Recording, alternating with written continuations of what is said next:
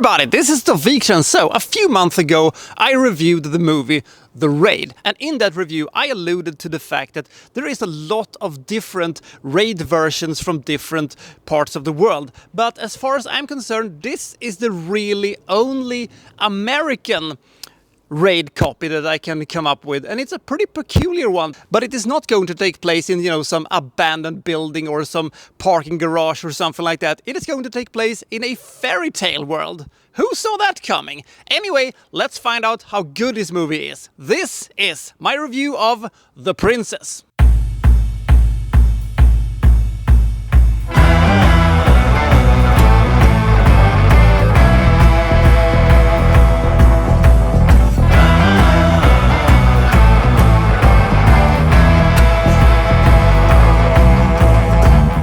Castle, and we have a tower in that castle, and on top of that tower awaits a princess, but she's not waiting for some prince to come and rescue her or something like that, because Prince Not So Charming has already come, and he has sort of kidnapped her family, and she's going to force her to marry him, and he's going to take over the kingdom, and then he's gonna probably have her father killed and stuff like that, and this is not looking very good for her, but using the old breaking your thumb to slip out of your chain routine, she breaks free, busts out of the tower, and now she has to travel all the way down to the bottom in order to try to stop this thing from happening, because at the bottom of the tower is the chapel, and Prince Not So Charming, played by Dominic Cooper, awaits her bride and stuff like that. How many henchmen is she going to kill on her way down? That's what we're gonna find out. So this movie is, as I said, kind of a Raid copy. Close quarter combat? Check. Melee weapon based fighting? Check. Excessive violence, frenetic editing, and buckets of worthless, useless henchmen that meets their demise from her. Double check. So it is 100 very frenetic minutes of ass kicking we have in front of us, and it is very entertaining. One of the benefits of this movie is that they just throw so much stuff at you, and they have so much well choreographed action, and they have so much creative gore and stuff like that, so you don't really mind the fact that we don't really have any plot in this thing, and the writing is pretty bad, and the acting is pretty horrible, and the villain is pretty lackluster. We're just spoon-fed empty calories of great action, and thank God this was a rated R movie, because if this would have been a more scaled down PG-13 movie, I think this movie would have worn out the audience faster. But I still think that this movie could have benefited vastly from being gored up. Are we talking Project Wolf Hunting, or the Evil Dead movie levels of gore with blood fountains and stuff like that? I would have absolutely loved that. They could have made it to almost a ludicrous level of violence. That would have benefited this movie, because they also could have used a little bit of humor in this one, with the Austin Power things, because there's hundreds of henchman families that is probably gonna get words that their father, brother, cousin, or whatever has met their demise at the prince's furious wrath in this tower.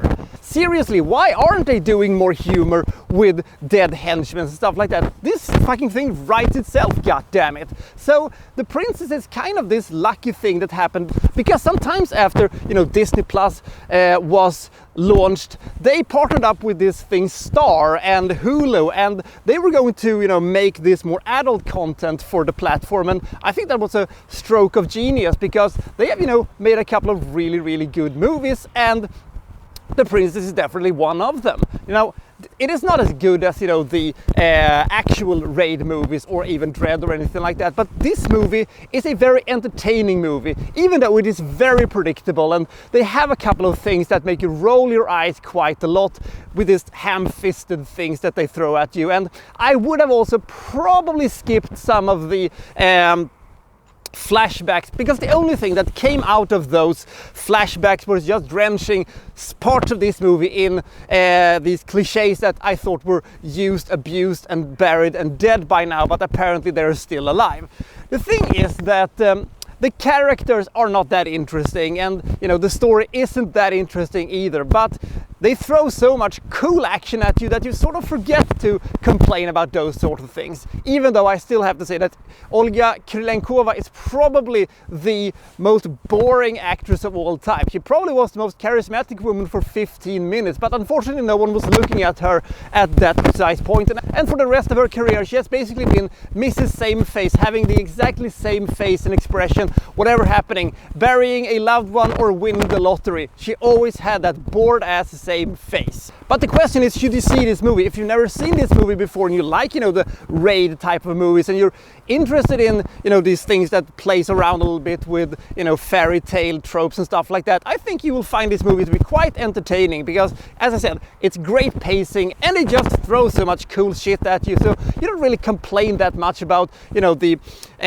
problems this movie settled with. But I will say this, if this movie would have been seriously gored up and if they would have had, actually cool actors, giving good performances, they could have easily turned this into an absolute action masterpiece, but now they have not done that for reasons that I don't know why. Maybe they didn't have enough money to attract big stars, and maybe this was a little rushed, I don't know. But anyway, I do recommend this movie. I think this is a ton of fun, it's very entertaining. This is the exactly correct level of cool, entertaining action violence that I crave sometimes, and if you crave it too, I think you're gonna like this movie a whole lot. Unique, brutal and fast-paced. I give The Princess 74 points. It may be pretty generous of me, but I still enjoy this movie so much despite all the problems with flat acting and a lot of cliches and various other problems as well. I still enjoy this movie so much that I can, overlook those sort of things in favor of, just enjoying a movie that at least tried something new. It may not be